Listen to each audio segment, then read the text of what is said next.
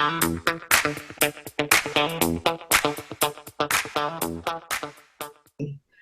James. How are you? Very good. How are you doing, Nancy? I am doing well, thank you, as well as can be expected. Exactly. Can you first start by letting our viewers know where you're located? I live in Easton, Pennsylvania. It's on the eastern side of Pennsylvania. It's kind of halfway between New York City and Philadelphia. Okay. Is it near State College? I have family in State College. State College is in the northern middle part of Pennsylvania, out in the middle of nowhere, Yes. honestly. But good for them, they're in the middle of nature. Mhm. Mm. Easton is in the Lehigh Valley. So the Lehigh Valley is Allentown, Bethlehem, Easton, and so that where Bethlehem Steel was founded and really prospered. We're kind of the small sister of those three cities. Okay. Now, can you share what inspired you to adopt a vegan lifestyle and how it has impacted your life? Yeah, so I guess there's really two driving forces. One is in my work life, I'm focused on addressing climate change. I do socially responsible investing, and I really focused on divesting from fossil fuels, and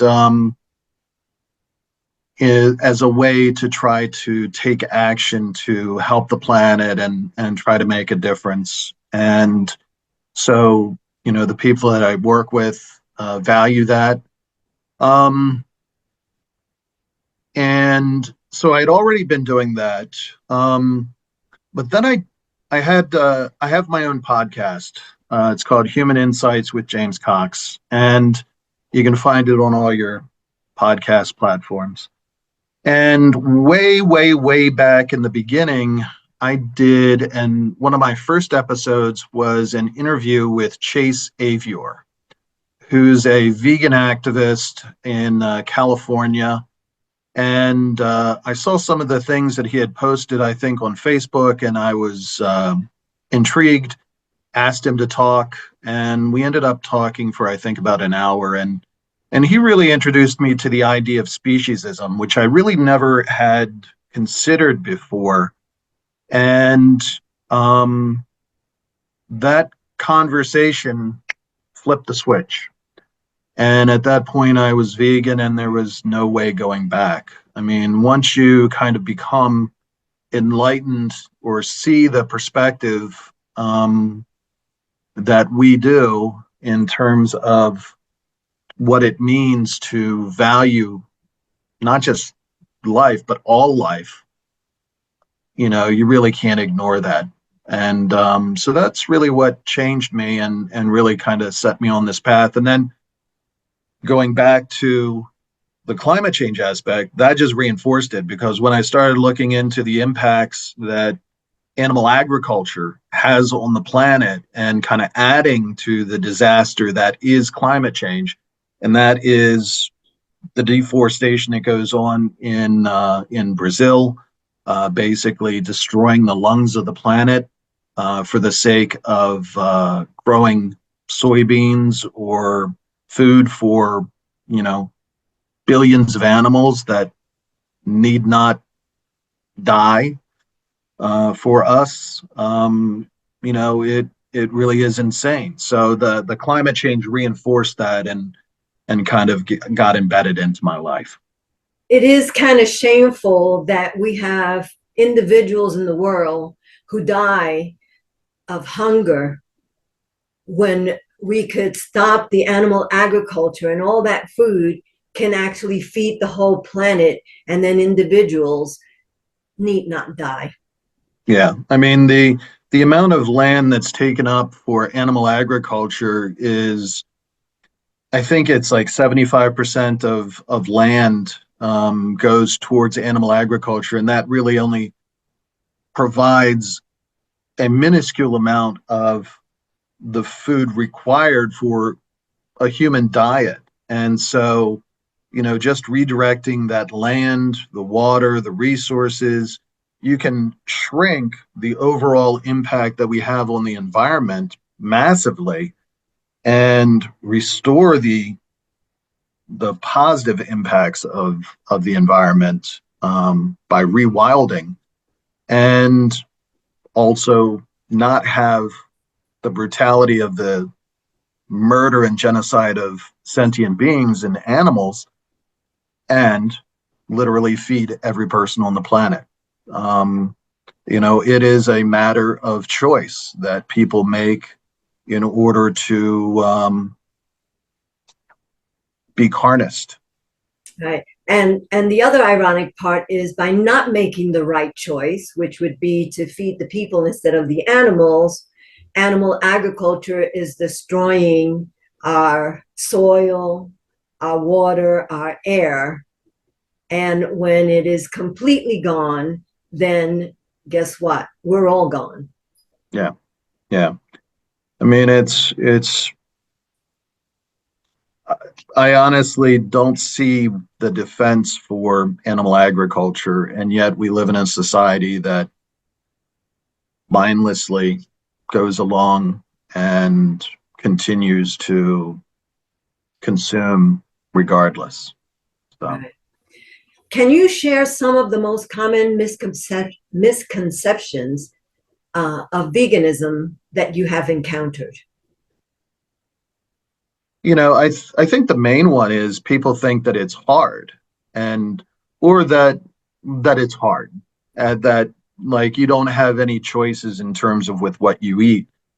And the reality is that you're talking about a small sliver of what is our options in terms of real food, when there's all these other things that we can do in order to make plant-based food meals that doesn't require that. The reality is that the food industries try to pollute what would be perfectly good freestanding food that is plant-based, using milk or dairy or meat products, byproducts, sprinkling on bacon bits where there's honestly no need. And there's just no need. I mean, it really just takes a choice in order to be plant-based. Look at all the options that you have.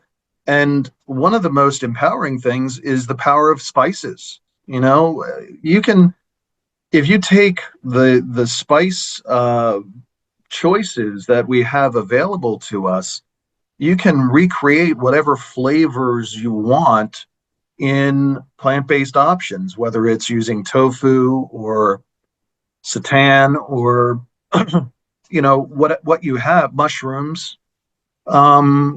You can recreate the taste of, if you're looking for a Philly cheesesteak, for example. Beyond Meat has amazing tasting plant-based steak tips, and you put on some Dio cheese and some fried onions, and it's the same taste. You don't have to make the choice to go out and kill the animal when you can honestly feel good about. And the kicker is that you feel better. It's been proven that meat is carcinogenic, and the fact is that having a plant-based diet, we live longer, we feel better, you don't have that hangover. One thing that I remember before going vegan, and this was one of the other things that really pushed me over the top, was I was eating a tuna fish sandwich, and I got the can of Starkist, and it was tuna. And as I was eating the tuna fish sandwich, I could sense the adrenaline and the fear in the food. And if you think about it, that these animals, when they're murdered, when they're hunted, when they're cut up, those chemicals of fear are in that body that you're eating. I mean, is it any surprise that we have a society that is driven by kind of the aggressive tendencies that we see today? And I remember that feeling of consuming that tuna fish and sensing that fear and that adrenaline and just feeling heartbroken, like that's it's such a waste. So Yes. And myself being a spiritual person, I, like you said, the fear, the angst, all of that in those animals goes into your body. And then it gets in, your whole body, you could feel it, you could sense it, I know that I felt better when I went vegan. Again, sorry that it took me so long, but I'm here now and yeah, trying to help others to see that, we are really under attack by all the yeah, advertising from people who only care about making money. They don't care about the animals. They don't care about the eco how do you call that, eco murder that they're doing to the earth, the water, the air, the animals, and us, because that's why the sickness in society keeps increasing because we're eating it. yeah, yeah. I mean, is it any wonder that we have the diseases that we have today, whether it's in terms of rheumatoid arthritis or a lot of these diseases that just weren't around at the turn of the 20th century, and a lot of that is driven by the the full-on push that American business put towards raising animals and making meat widespread, meat and dairy products. And so, it's we were raised to accept and think a certain way. Coming to our age at this point, realizing and having our eyes opened to kind of the way things are, um, we're able to now make a choice to go in another direction.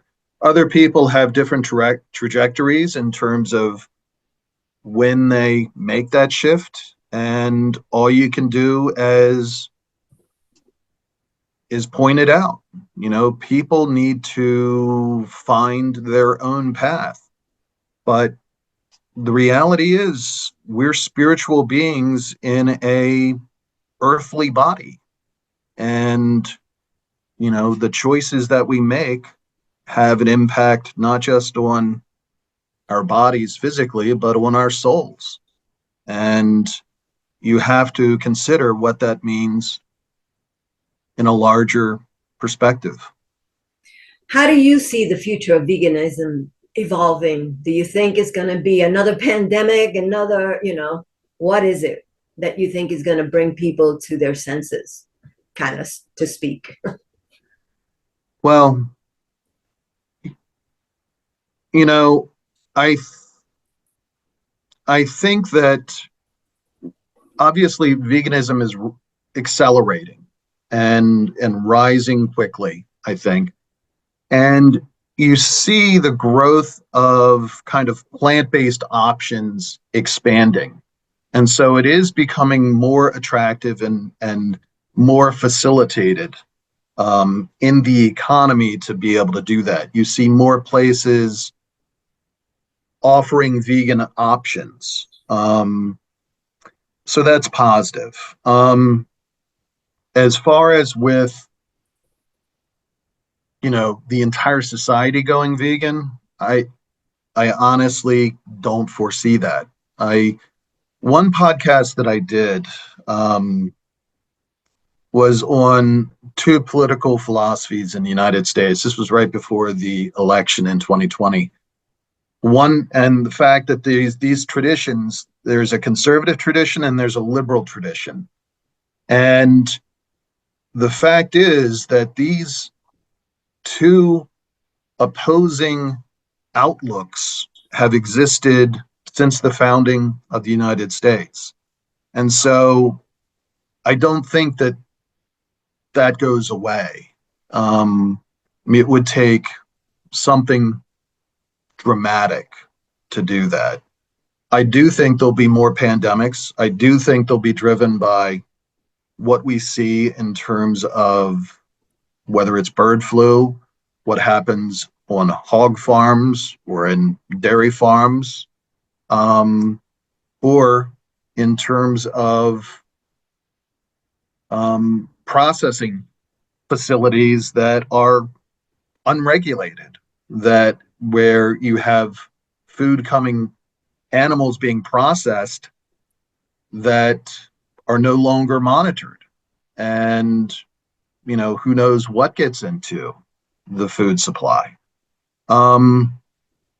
So it's difficult, and added on top of that, we're in an environment where, protest is discouraged, which makes protest even more important.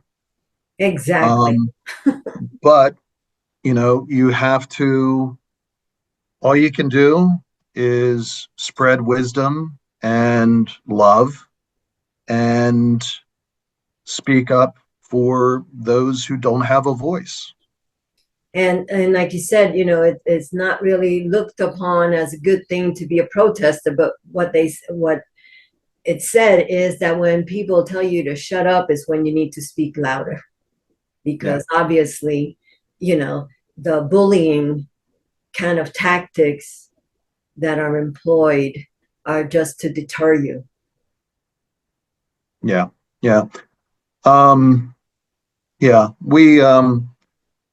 I'm part of a organization called Animal Defenders of Greater Lehigh Valley. One of the things that we've done over the past couple of years, there's a local bacon festival, and we hold a protest for several hours during that. And it's interesting to have conversations with people who are attending that event, and some of them are hostile, some of them carry on a conversation with different members of the group, and hopefully we sow seeds, and that's really what it's all about. Because when you sow those seeds, sometimes they take longer to grow, but they're there. Just like when I did the podcast with Chase, that seed, it was there. He made it bloom. We don't know what that's going to do, where that's going to be for different people. Absolutely. And I have an example like that. I was part of a Toastmasters group, and I also was giving some speeches around New Mexico, and carrying conversations, luckily with people who were at least listen to you, right? And then years later or months later, somebody would come back and say, I went to the baseball game, I went to get a hot dog, and then you know what I thought about? You came to my mind. And then eventually that person went vegan. And I've had a couple of situations like that. So I definitely believe in planting the seeds, and letting them, just plant them everywhere, wherever you go. Yeah. And I would say one of the things that, especially as people who are vegans who get it, one of the best things you can do that isn't being done is, if your work or you're a member of a professional organization that demand or ask for vegan options, like question the prevalence of the use of meat. And I say this specifically for organizations organized around the climate crisis. How an organization could say that they're green or concerned about the environment and then offer a breakfast of bacon, ham, and eggs. It's, what are you thinking? I'm like, you're part of the problem. I'm like, and so it takes effort to do that, and resilience, because there will be people who want their eggs and their bacon and their ham. But at the end of the day, what is the mission of the organization, especially climate organizations? And you have to speak up in order to make real and effective change. Most definitely. And I think that also would apply to organizations that are promoting health or spirituality and animal organizations that are saying we're here to protect animals, and yet they're having, a hamburger, or the heart organization, and then they're, serving cheese and burgers and things like that, and hot dogs. And it's like you said, what are you thinking? I mean, walk your talk, either that or, so for me, sometimes I'll get an email, like maybe from one of these organizations, and they'll say, oh, we need your help, and, we need your money. And I'll write them back and I'll say, are you promoting a vegan lifestyle? Are you promoting whole food, plant-based diets? And some of them will write back, some won't, but they'll go, no. And I'll write back and I said, well, kind of the message is, if you're not walking your talk, why should I follow you or listen to you? Yeah, exactly. Squeaky wheel gets the grease. Yeah. So on another note, you work with environmental impact, climate change, but also vegan investing. Can you talk a little bit about that? So, for disclosure's sake, I would say go to my website. It's jamesacox.com. No www, just jamesacox.com. And there are disclosures for compliance sake there. And I'm not recommending any investments at all on this. My philosophy is that it's all about managing risk. And part of the way that I do that is divestment from fossil fuels, divestment from animal ag, and instead of doing that, investing for a better world and trying to create a better world. And in the process of not investing in those things, basically denying those companies that are the bad actors access to my clients' money. Because the reality is, if a certain oil company or a certain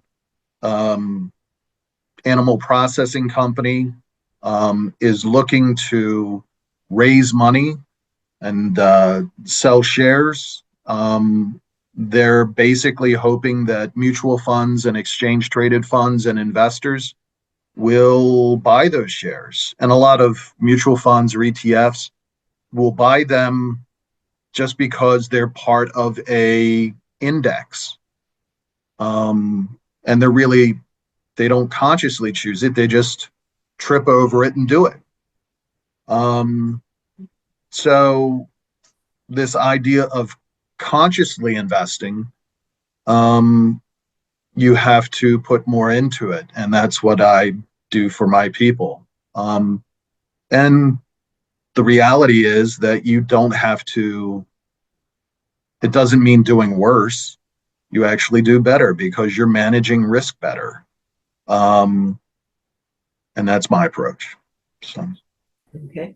Well, James, thank you for being on the Vegan Pulse. Any final words you'd like to share with the viewers? I would say, don't be afraid to be who you are in terms of what you eat, in terms of plant-based. You go to a family picnic, you know that there's not going to be options for you. Bring your own, make it obvious, make it clear. You don't have to shame people, but you make it obvious, what they're doing is not acceptable. So be yourself. Know that other people are with you, that we're everywhere. Clone a phrase, we are legion. But talk to people and plant seeds. Just keep planting seeds. And like you said, if one person speaks up, others will. If you stay quiet, then everybody kind of doesn't want to, make a ripple of any kind. But we're saying make ripples.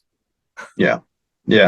I mean, then that's how change occurs. And you can see it in the past 10 years. I mean, the last 10 years have seen a dramatic increase in the number of people who are vegan or vegetarian, and has seen a marked decline in the meat and dairy industry. And so there is success in terms of with what vegans are doing to change what's going on. Justice has a long arc, but it bends towards the right. Yeah, and that's evidence that even though people say, "Oh, you're not making any headway," that what they're telling you is not true. Exactly. Well, yeah, you just have to you have to be able to hear the narrative that they're saying and say, that's not the case at all. Just be able to evaluate the facts for yourself.